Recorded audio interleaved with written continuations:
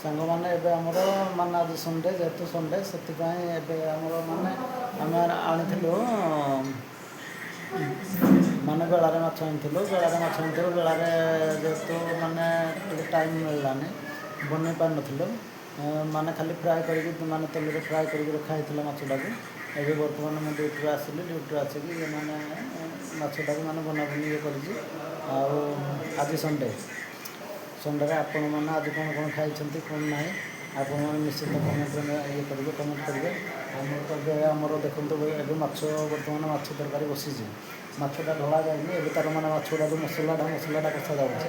ୟା ପରେ ଆମର ମାନେ ମାଛ ଇଏ ହେବ ମାଛ ଢଳାଯିବ। ମାଛ ଢଳା ଯାଇ ସାରିଲା ପରେ ଆପଣଙ୍କୁ ଭିଡ଼ିଓଟା ଦେଖେଇବି ଆପଣଙ୍କୁ କେମିତି ଲାଗୁଛି ମାନେ ୟାର ଟେଷ୍ଟଟା ତ ଆପଣମାନେ ଜାଣିପାରିବେନି କିନ୍ତୁ ବନେଇଲା ପରେ ୟାର କଲର୍ଟା କେମିତି ଆସୁଛି ମାନେ ଟେଷ୍ଟି ମାନେ ଦେଖାଯାଉଛି କି ନାହିଁ। ଯେହେତୁ ଖାଦ୍ୟ ଗୋଟେ ଜିନିଷ ହେଉଛି ମାନେ ଯଦି ଦେଖିବାରେ ଗୋଟେ ଇଏ ନଥିବ ମାନେ ଇମ୍ପ୍ରେସନ୍ ନଥିବ ହେଲେ ମାନେ ଖାଇବାରେ ଇଏ ନଥିବ।